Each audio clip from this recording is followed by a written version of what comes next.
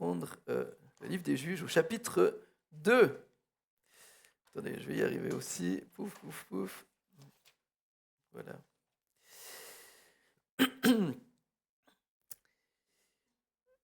Un sauf-erreur, évêque du XVIe siècle, a dit il n'y a rien de pire que l'anarchie, c'est-à-dire de vivre sans gouvernement et sans loi. Je ne sais pas si vous imaginez un monde sans loi, sans gouvernement. Bon, j'ai vu qu'il y avait un petit endroit là dans le monde où ils appelaient ça le Libéraland ou je ne sais plus quoi, mais ils essayent de faire un État comme ça où il n'y a pas de loi, il n'y a pas de... Chacun peut vivre comme il veut. Bon voilà, c'est pas officiel, mais imaginez-vous d'être dans un monde sans loi. Je ne sais pas à quoi est-ce que ça ressemblerait.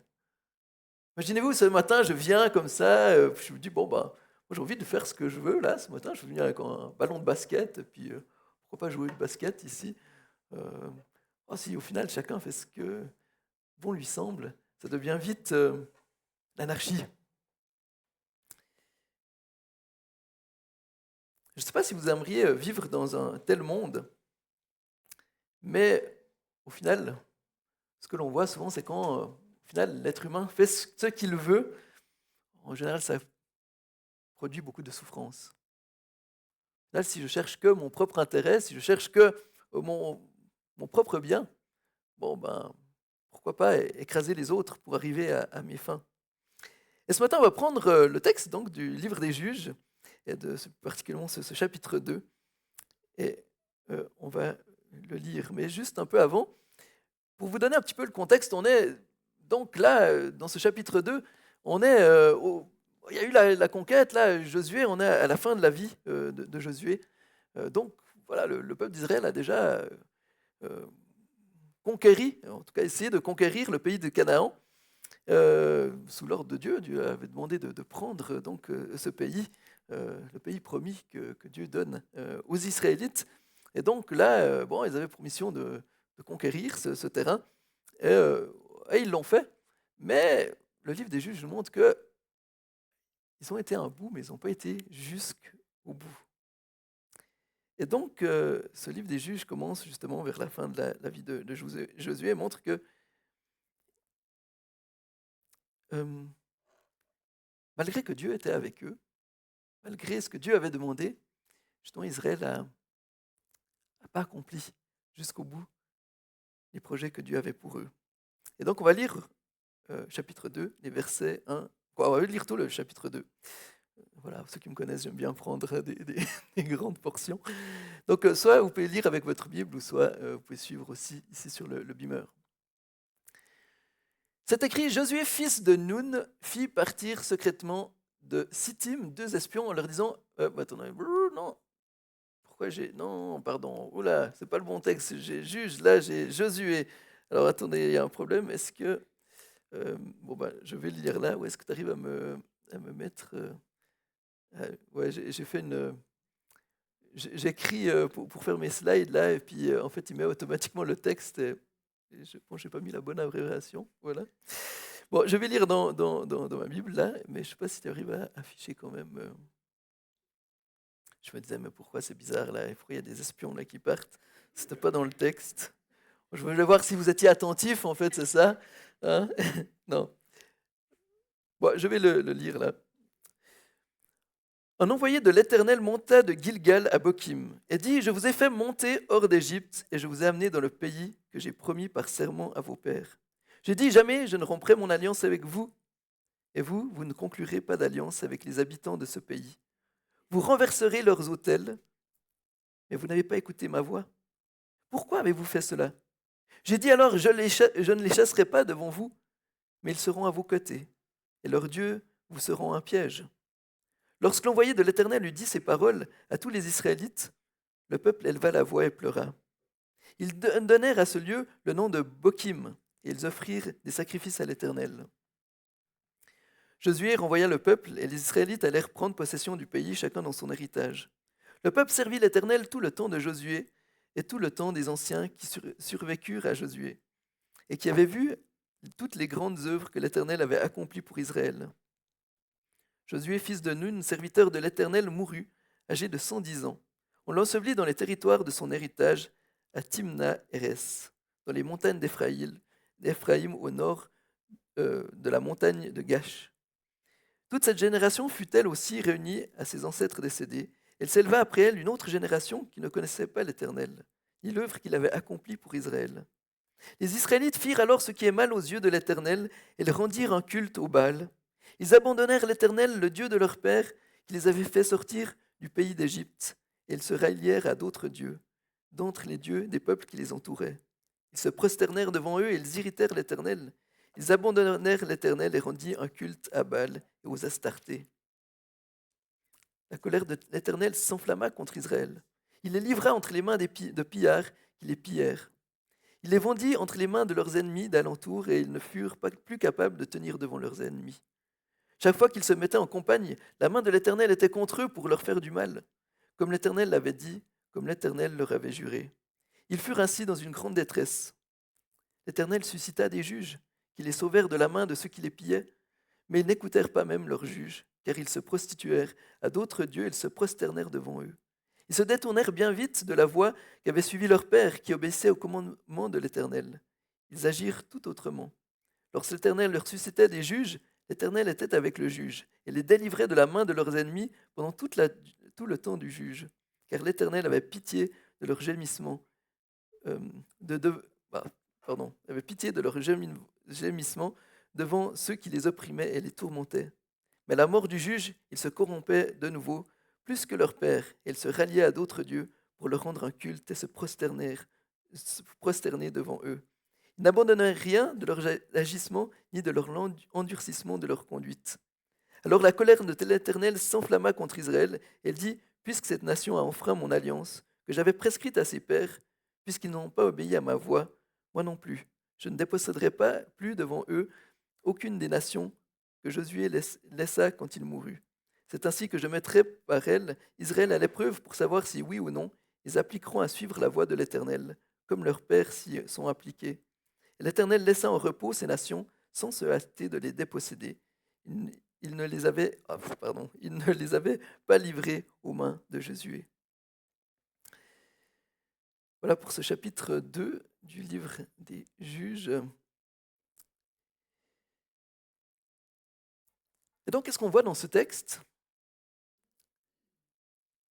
C'est que quelque part, Dieu était avec le peuple d'Israël, mais Israël ne s'est pas pressé d'accomplir ce que Dieu leur avait demandé. Et au final, ils ont fait pire. Ils se sont détournés de l'Éternel. Ils sont détournés de Dieu. Ils ont au final pris les coutumes des peuples qui les environnaient, ont commencé à suivre leur Dieu.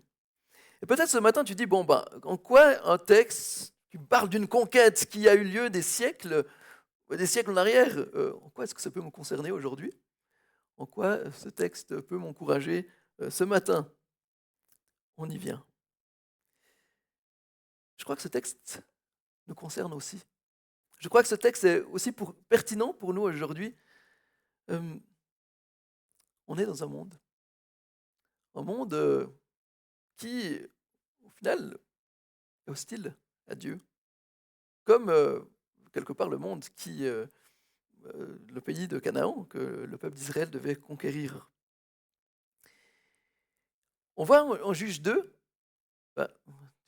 Juge 2, verset 2, dit « Quant à vous, vous ne conclurez pas d'alliance avec les habitants de ce pays, vous démolirez leur autel, mais vous ne m'avez pas obéi. Pourquoi avez-vous fait cela ?»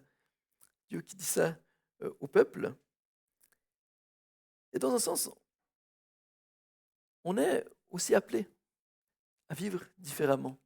Romains 12, verset 2, il est dit « Ne vous conformez pas au monde actuel, mais soyez transformés par le renouvellement de l'intelligence, afin de discerner quelle est la volonté de Dieu, ce qui est bon, agréable et parfait. » Le peuple d'Israël devait se démarquer, il devait prendre ce pays et que par représenter le peuple de Dieu, établir une nation qui a Dieu pour roi.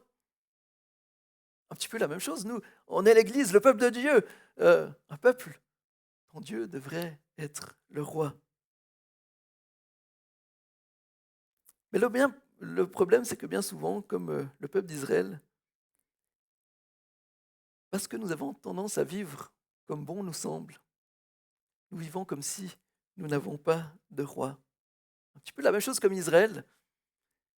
Au final, très vite, on se conforme au monde actuel, en adoptant les mêmes dieux, les mêmes désirs, les mêmes pratiques que les gens qui vivent sans Dieu. Et quand je dis ça, je regarde à ma propre vie et je me dis,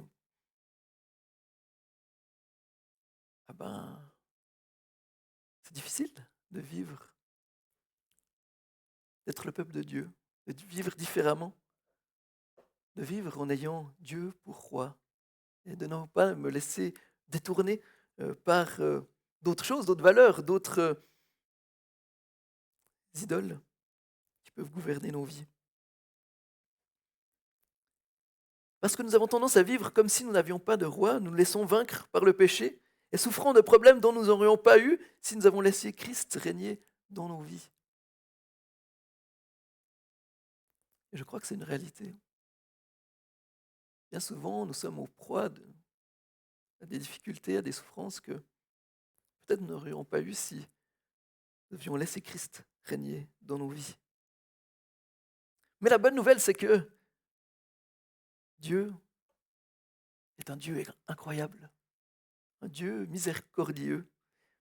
Et on le voit encore dans ce texte. C'est ça qui est fascinant, c'est que même dans ce livre des juges, qui au final va de pire en pire, le peuple s'enfonce de plus en plus dans le péché. Et justement, Dieu envoie des juges, des libérateurs pour aider le peuple. Mais euh, ça va le temps du juge. Et dès que le juge passe, le peuple retombe. Et tout le livre du juge nous montre que c'est voilà, la moralité va en descendant comme ça. Au final, on voit avec Samson, le peuple d'Israël va même vouloir livrer leur juge aux Philistins.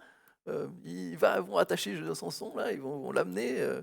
Bon, Samson va se délivrer, mais au final, le peuple va arriver dans un tel état qu'il ne faudra même plus du libérateur que Dieu leur envoie. Et ce matin, j'aimerais souligner à partir de ce texte 4 choses qui me semblent importantes. La première, c'est que la désobéissance au roi mène au désastre.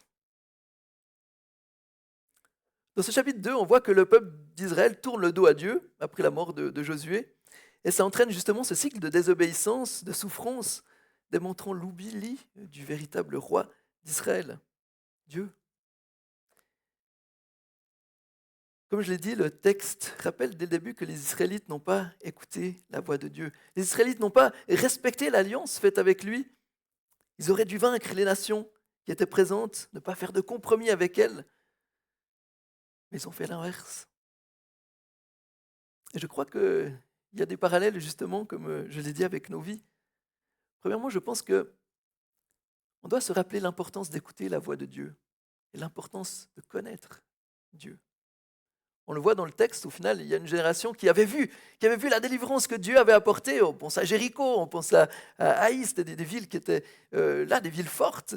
Et Dieu avait donné à Israël une victoire incroyable. Il y avait eu des miracles. Aussi, quand, par exemple, Israël avait dû délivrer Gabaon, Dieu avait arrêté le soleil, là, il y avait eu de la grêle sur les ennemis. Donc, waouh! Il y avait une période où les gens avaient vécu ces choses avec Dieu, dit waouh, ben, on n'oublie pas Dieu. Mais voilà, une nouvelle génération se lève et au final, bon, ces histoires, c'est bien joli. C'est pas des fables. Euh,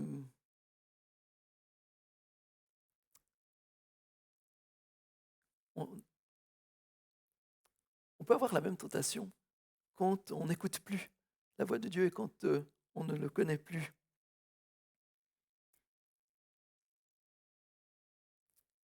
On voit au verset 10 dans ce passage que bon, Dieu avait envoyé un prophète là, et la génération s'était repentie, était revenue à Dieu, et justement, ça avait été pour un temps, mais de nouveau, une nouvelle génération se lève et ne connaît plus l'Éternel. Et je crois que ça doit nous interpeller, c'est justement comment est-ce que nous écoutons la voix de Dieu? Comment est-ce que nous connaissons notre Dieu? Est-ce que nous écoutons sa voix? Est-ce que nous écoutons sa parole? Est-ce que nous la mettons en pratique dans nos vies? Est-ce que nous prenons du temps à connaître ce Dieu qui nous délivre, ce Dieu qui a fait de nous son peuple, si de moins vous avez mis votre confiance en lui?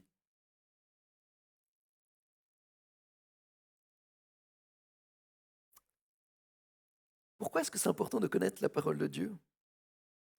C'est pas simplement pour faire plaisir à Dieu, juste parce que c'est une pratique qu'il faut faire comme ça pour être un bon chrétien, il faut lire sa Bible. Euh, non, on doit lire la Bible parce que c'est salutaire pour nous, parce qu'elle nous permet de vivre dans cette alliance que Dieu a fait avec nous. La même chose que pour Israël. Euh, je vois souvent des personnes qui se disent chrétiennes, qui sont dans des problèmes, des difficultés. Oh, c'est pas parce qu'on est chrétien qu'on n'est pas dans des difficultés, hein. Euh, mais parfois, en discutant, je réalise, mais est-ce qu'ils connaissent vraiment le Dieu qu'ils disent servir? Est-ce que leur engagement avec Christ impacte leur quotidien? Parce que bien souvent, je suis des fois surpris de la manière dont ils connaissent leur parole.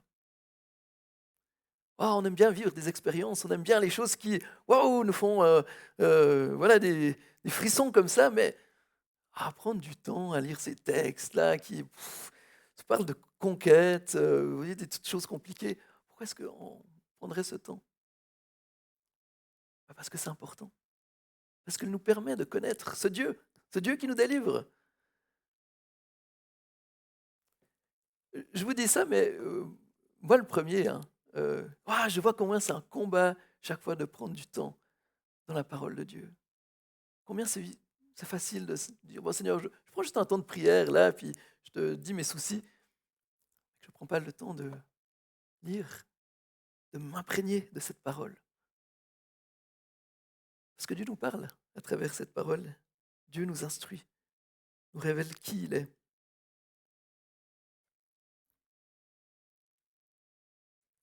Et voilà pourquoi ce temps qu'on prend le matin, la prédication, c'est important. Parce qu'on veut se tourner vers cette parole, on veut apprendre à la connaître. Euh, si on veut être des témoins dans le monde, si on veut pouvoir être des lumières, comment on peut l'être si on ne connaît pas la parole de notre Dieu? Comment être des témoins? Comment parler de Dieu aux gens si nous-mêmes, on ne le connaît pas? Je ne suis pas prophète, mais je peux vous dire que si vous ne connaissez pas Dieu, ce n'est pas vous qui allez influencer les gens, c'est eux qui vont vous influencer. Vous irez, prendrez du temps avec vos amis non chrétiens, au final, vous deviendrez comme eux. On doit être en contact, être en relation avec ce Dieu.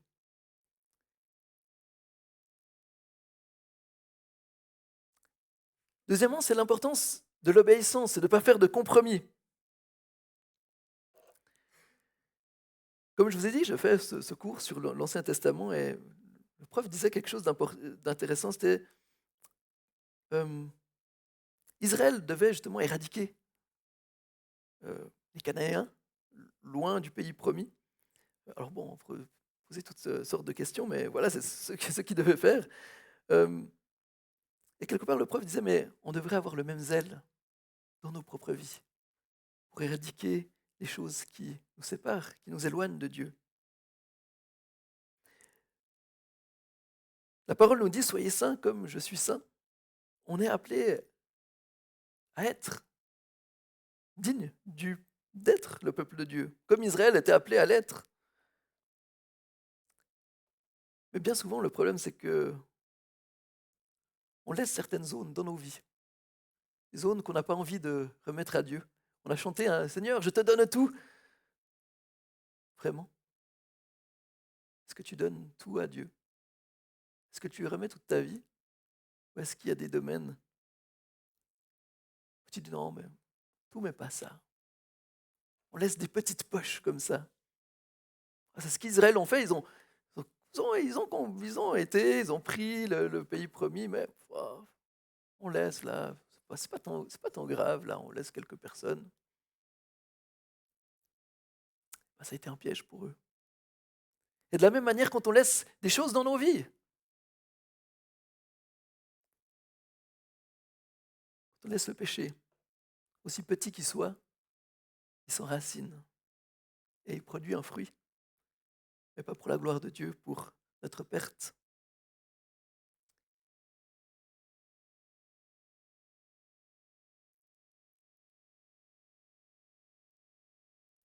Vous savez, il y a tellement de choses dans nos vies qui sont là, et des fois je suis interpellé, je vous parle à vous, je m'inclus, hein, je m'inclus là-dedans. Euh, des fois, on sait qu'il y a des choses qu'on devrait régler, et on dit, bon, ben, c'est pas tant grave, et on les laisse, et on les traite pas. Au final, justement, ça nous éloigne de Dieu. Et j'aimerais vous interpeller ce matin, est-ce que dans ta vie, tu laisses des terrains non conquis pour Dieu? Est-ce que tu laisses justement des poches de Cananéens vivre au milieu de toi? Ou est-ce que justement tu remets tout à Dieu? Est-ce qu'au final, est-ce que c'est la culture qui t'influence le plus? Est-ce que c'est la culture avec ses dieux, ses idoles qui ont un impact sur toi? Ou est-ce que c'est le Dieu? Le Dieu qui te connaît, le Dieu qui t'aime, le Dieu qui a donné sa vie pour toi, qui dirige tes pas. Quand tu regardes ta vie, est-ce que c'est Dieu qui prend le plus de place ou est-ce que c'est le souci pour l'argent, le souci pour le confort, la réussite, avoir une vie, euh, avoir des likes sur Instagram ou quelque chose où les gens se disent waouh, quelle chance. Ou est-ce que tu vis ta vie en disant j'ai envie de réjouir le cœur de mon roi?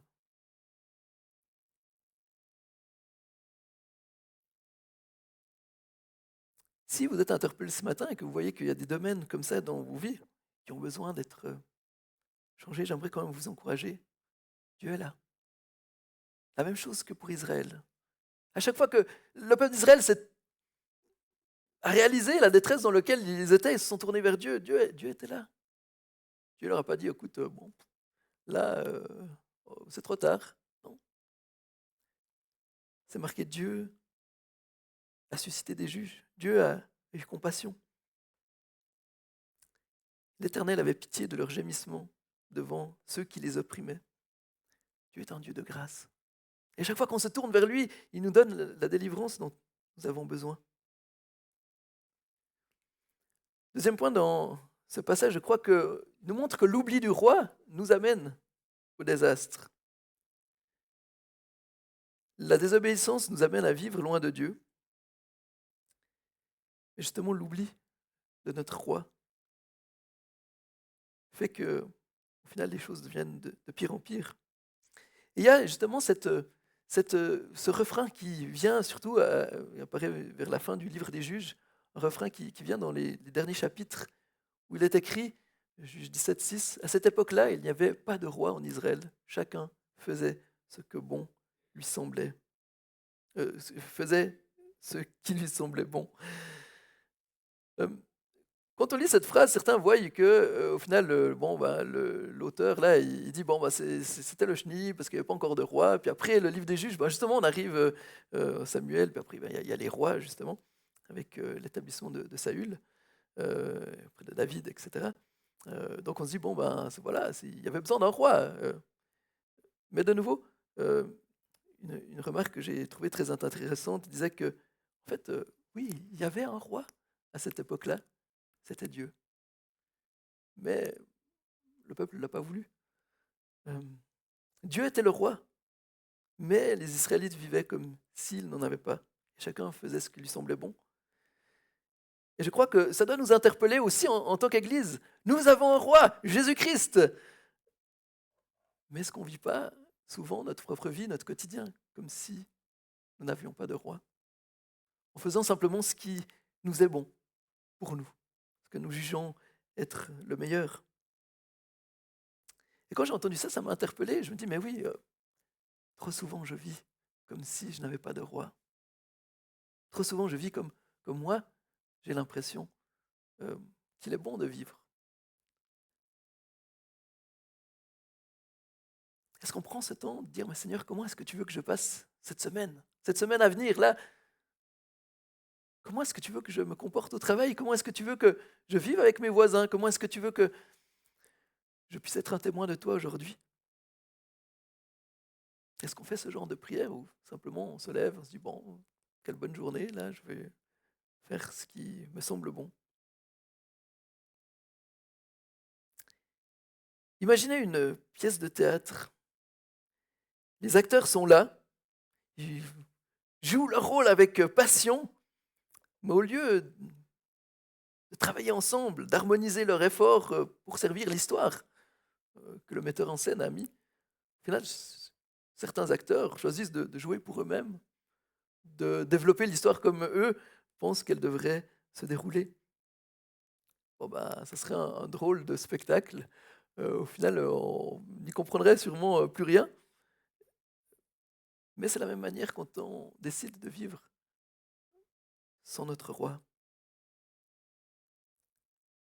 Quelle place est-ce que tu laisses à Christ pour diriger ta vie? Quand est-ce que vous priez? Est-ce que vous demandez ouais, j'ai déjà répété plusieurs fois cette phrase, mais que je trouve chaque fois qui m'interpelle. Est-ce que quand on prie, on veut que notre règne vienne, que notre volonté soit faite? Ou est-ce qu'on cherche que le règne de Dieu vienne, que sa volonté soit faite? Et j'étais interpellé récemment parce que je priais avec ferveur pour une situation que j'avais à cœur. Et j'étais un peu frustré. Je disais au Seigneur, mais Seigneur, pourquoi les choses ne bougent pas? Pourquoi est-ce que les choses ne se passent pas comme il me semblerait bon que les choses se passent? Et de nouveau, j'étais interpellé par dire, mais David, est-ce que tu fais confiance? Est-ce que tu fais confiance que Dieu connaît mieux la situation que toi? Est-ce que tu fais confiance qu'il agira? Et le Seigneur, depuis quelque temps, m'apprend justement. Quand je prends du temps de prière, dire, mais Seigneur, c'est pas moi le sauveur. C'est pas moi qui sais ce qui est bon pour cette situation. Moi, je vois les choses de mon point de vue. Et je vais tourner mon regard vers toi. Seigneur, qu'est-ce que tu désires pour cette situation? Qu'est-ce que tu désires faire? Et Seigneur, je vais te faire confiance que tu agis et que tu fais le mieux. Ah, ça ne veut pas dire que des fois, on ne peut pas crier à Dieu et puis lui dire, bon, bah, Seigneur, là, je ne comprends pas. On le voit dans les psaumes, on le voit à différents personnages bibliques. Il y a des fois des moments où on est là, mais disait, Seigneur, qu'est-ce que tu fais? Je pense que ça fait partie aussi d'un cri de la foi, mais on doit se souvenir que Dieu règne, qu'il est ce roi et qu'il fait bien les choses.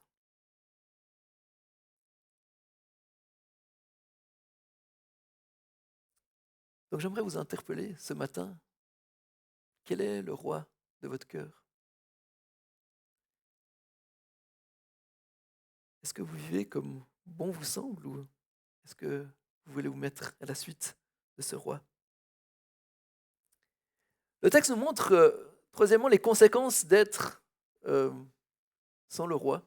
Que les conséquences d'être sans le roi sont désastreuses. Et il montre justement que du moment que les Israélites ont voulu vivre par eux-mêmes, comme bon leur semble, au final, ils n'ont plus eu la victoire. Ils ont commencé à avoir la défaite. Les peuples qu'ils auraient dû vaincre, ils n'ont pas réussi à les vaincre. Les choses qu'ils auraient dû avoir, ils n'ont pas réussi à les avoir. Et au contraire, ils ont été soumises aux choses qu'ils auraient dû dominer.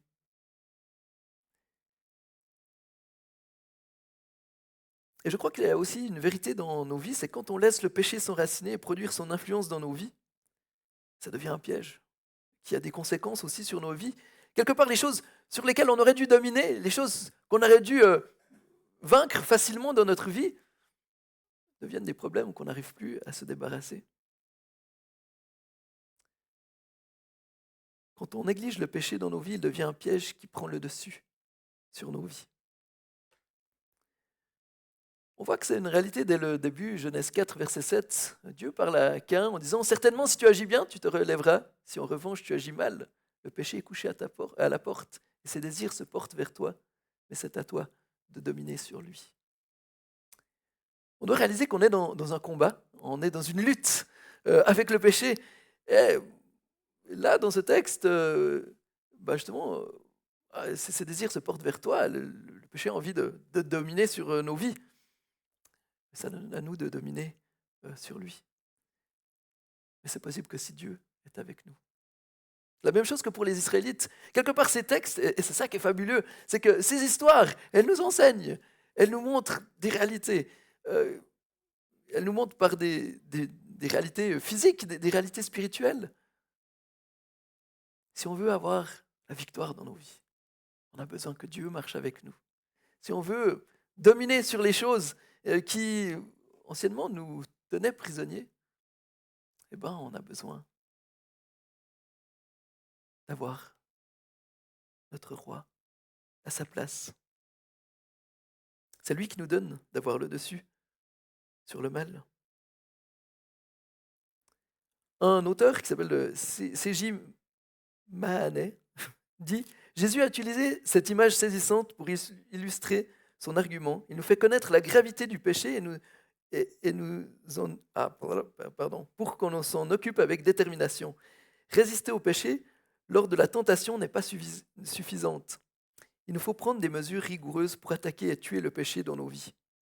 John Owen, qui a écrit un livre qui s'appelle La mortification du péché, nous exhorte à poursuivre. Une victoire contre le péché est une poursuite jusqu'à ce que la conquête soit complète. Le péché ne mourra pas autrement qu'en étant progressivement et constamment affaibli. Épargnez-le, et voici qu'il pense ses blessures et recouvre toute sa force. Et il termine en disant: mais écoutez ceci, il ne s'agit pas d'une partie de golf, c'est la guerre. C'est la guerre qui mène à la sainteté. C'est vrai qu'on n'en parle pas assez des fois, mais on est dans une guerre contre le péché. Un ennemi qui est là, qui veut nous asservir. Mais Jésus a triomphé. Jésus est venu justement pour nous en libérer. J'aimerais vous parler, c'est pas une histoire vraie, hein, mais c'est inspiré de faits réels, parce que je n'aurais pas le droit de vous en parler, mais je fais un mix comme ça de différentes choses vraies. Mais je voudrais vous parler de Marcel. Marcel est venu me voir une fois. Je ne sais pas s'il y a des Marcel là, mais voilà, c'est personne d'ici. Il est venu me voir parce qu'il avait des questions. Ouais, c'était un jeune qui avait la foi, mais il était tiraillé parce qu'il avait eu des discussions comme ça avec des amis non-croyants. Et ses amis lui ont posé cette question, bon, ok, tu nous parles de Dieu, mais au final, qu'est-ce que ça change? Puis, quand on regarde les chrétiens, on n'a pas l'impression qu'ils ont quelque chose d'extraordinaire. Je vois encore le regard de Marcel, quand il me parlait de ça, il était très sérieux et il m'a dit qu'il avait réfléchi à la question et quand il avait regardé certaines personnes âgées de son église, il s'était dit en effet, est-ce que ça vaut la peine de marcher avec Dieu? Quelle différence? Autour de lui, il avait souvent des gens aigris, des couples qui ne fonctionnaient pas, ou quelque part, est-ce que, en tout cas, ils n'avaient pas des vies qui faisaient envie? Je me disais, mais il y a des non-chrétiens qui ont l'air d'être plus heureux. Ces personnes n'étaient pas des exemples d'épanouissement. Alors qu'est-ce qu'on peut répondre à Marcel? Malheureusement, c'est souvent le cas. Le problème, c'est que souvent, on a laissé nos vies, on a laissé le mal prendre le dessus, on a laissé l'amertume. Au final, au mieux d'être des chrétiens qui reflètent Jésus-Christ au monde comme on souhaite l'être, euh, on est des chrétiens qui reflètent l'amertume. Moi, une personne qui m'impressionne toujours, elle n'est pas là ce matin, mais c'est Marie, justement. Oh, mais, il y a d'autres, hein, mais j'aime bien la voir parce que je trouve que c'est. On voit. Wow, je pourrais parler aussi de Katharina, René et d'autres, hein, mais enfin, voilà, on voit quand des personnes ont laissé Christ être le roi de leur vie, ça change. Mais quand on a laissé d'autres choses prendre le dessus, ça se voit aussi. Donc,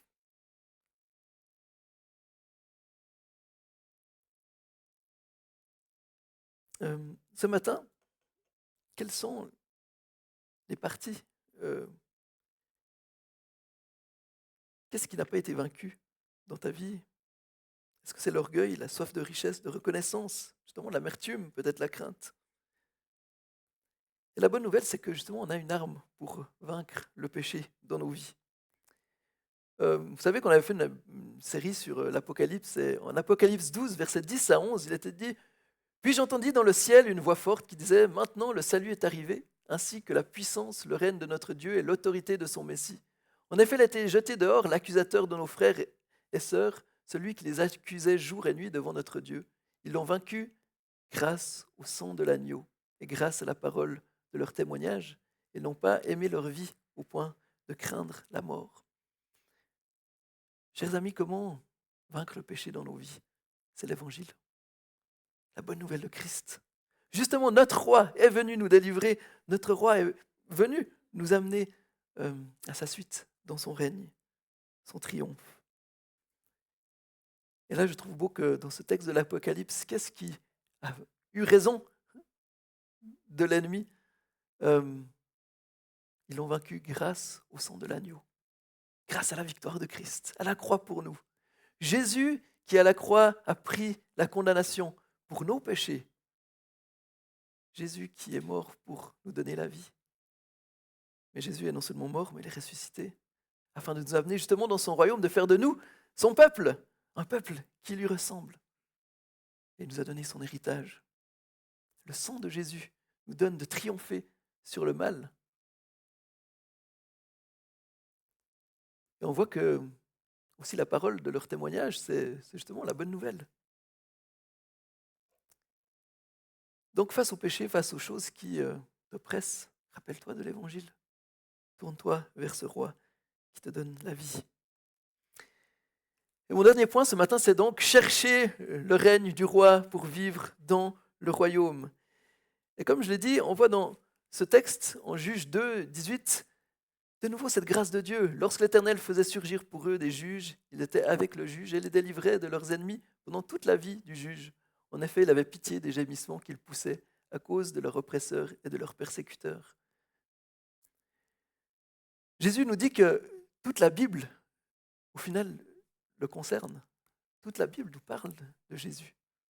Et ces textes de l'Ancien Testament nous amènent à Christ aussi. Quelque part, les juges que Dieu envoyait, c'était qu'un reflet du juge ultime que Dieu envoie pour son peuple, pour une vraie délivrance. Dieu a compassion de nous. Dieu a compassion de chacun de nous. Et justement, il nous appelle à nous tourner inlassablement vers lui pour avoir cette délivrance. Jésus est là. Il est notre libérateur. Parce que Dieu a eu grâce. Dieu a manifesté sa grâce envers nous. Et je trouve beau que dans ce texte, que malgré l'endurcissement du peuple de Dieu, Dieu envoie un libérateur. Ouais, pas qu'un, pas deux, pas trois, mais c'est une succession de libérateurs qui arrivent. Dieu ne se lasse pas de nous sauver. Et pourtant, on le voit dans le livre, hein, ça va de pire en pire, de pire en pire, de pire en pire. Euh, Justement, jusqu'à Samson qui va donner sa vie aussi pour vaincre les Philistins qui opprimaient le peuple. Ça nous rappelle Jésus qui a donné sa vie pour vaincre aussi, justement, le mal qui nous oppresse. Dieu a pitié de le gémissement. Dieu entend nos cris, Dieu entend nos larmes, Dieu entend les difficultés par lesquelles on traverse, Dieu entend les choses qui nous oppriment. Il n'est pas sourd, il n'est pas aveugle des situations qu'on doit traverser, mais il veut justement que dans la détresse, on se tourne vers lui pour avoir la délivrance. Le problème, c'est que dans le livre des Juges, c'est que malgré ce que Dieu fait, le peuple n'écoute pas et retourne à leur péché. Ne faisons pas comme le peuple d'Israël. Ne retournons pas à notre péché quand Dieu nous a donné la délivrance. Sinon, il ne faut pas s'étonner que les choses recommencent. mais restons attachés à notre roi, à notre libérateur ultime, celui qui nous a sauvés, celui qui nous délivre du péché, le roi dont on a besoin pour vivre nos vies dans le royaume de Dieu. Alors cherchons-le, tournons-nous vers lui, écoutons sa voix et suivons ses traces. Si par exemple vous avez des conflits familiaux, cherchez comment est-ce que Jésus, votre roi, peut être un secours pour vous dans cette situation. Si au travail vous êtes confronté à des défis peut-être éthiques, demandez comment est-ce que Christ agirait à votre place. Dans vos interactions sociales aussi, si vous êtes confronté à différentes choses, différentes difficultés, rappelez-vous que Christ est votre roi, qu'il se tient à vos côtés. Si vous débattez avec certains péchés, rappelez-vous que Jésus est votre libérateur.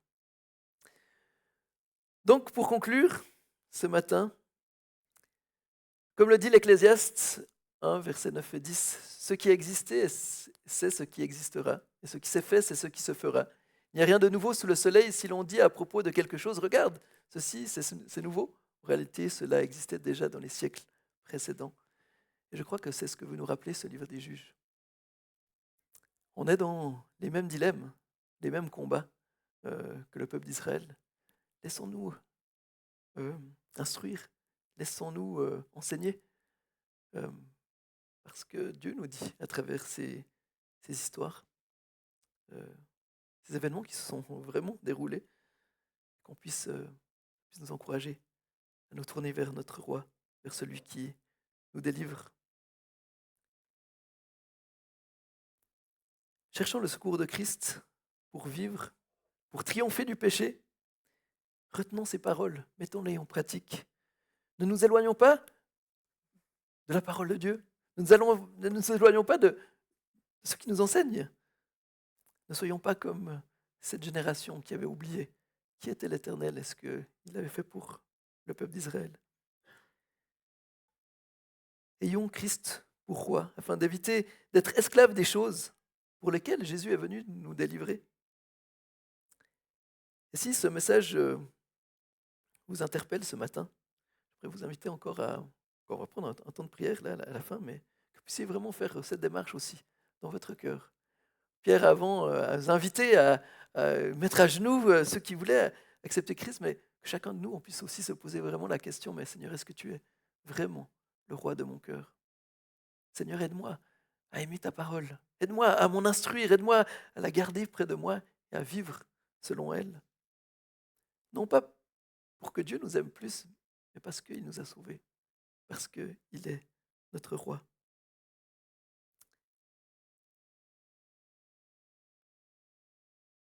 En tant que chrétiens, nous devons identifier les rois, les idoles que nous plaçons devant Dieu, que nous plaçons avant Dieu, et abandonner ces idoles pour permettre à Christ d'exercer son règne dans nos cœurs.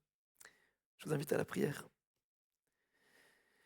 Eh bien, Seigneur, merci parce que tu es le roi.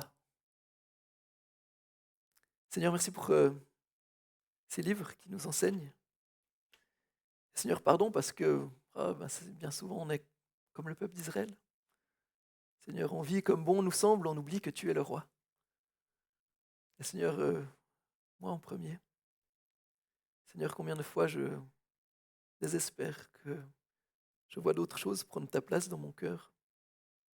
Combien de fois je vois que j'ai de la peine à retenir ta parole et la mettre en pratique. Combien de fois je crois que mes idées sont, ou les plaisirs de ce monde sont ce qui va vraiment m'offrir de l'épanouissement et du plaisir. Mais quand je prends du temps avec toi, c'est là que je découvre qui est la vie. Seigneur, pardon parce qu'on se laisse illusionner par tellement de choses. Pardon parce qu'on laisse dans nos vies des endroits qui ne te sont pas soumis, des endroits qui résistent à ta royauté, des endroits qui sont un piège pour nous et qui nous éloignent de toi. Seigneur, je te prie pour chaque personne ici ce matin. Et Seigneur, tu connais nos vies, tu connais chacun de nos cœurs. Seigneur, tu sais quels sont les domaines dans nos vies qui résistent. Qu'est-ce qui s'échappe à ta souveraineté? Seigneur, qu'on puisse faire capituler ces endroits pour que t'appartiennent, entièrement. Non pas avec un cœur partagé, mais de plein cœur. Mais Seigneur, tu sais que sans toi, on ne peut rien faire. C'est pour ça qu'on a besoin de l'action de ton esprit, Seigneur, dans nos vies. On a besoin de nous rappeler, Seigneur, que tu es notre secours, que tu es notre libérateur. Aide-nous à nous tourner vers toi, à crier vers toi, chaque fois qu'on réalise qu'on s'est éloigné, chaque fois qu'on réalise qu'on s'est laissé prendre au piège. Merci parce que inlassablement, tu viens nous délivrer. Inlassablement, tu nous donnes le secours dont on a besoin. Aide nos cœurs à t'aimer, Seigneur, à t'aimer toujours plus. Seigneur, que tu ne sois pas simplement le roi de nos cœurs par contrainte, mais que tu le sois parce qu'on le désire de tout notre cœur, parce que tu es le Dieu de la vie, celui qui nous donne un héritage, celui qui nous donne un royaume, celui qui nous donne la vie. Seigneur, donne-nous de pouvoir marcher à ta suite. Sois le roi de nos vies. En ton nom Jésus. Amen. Merci.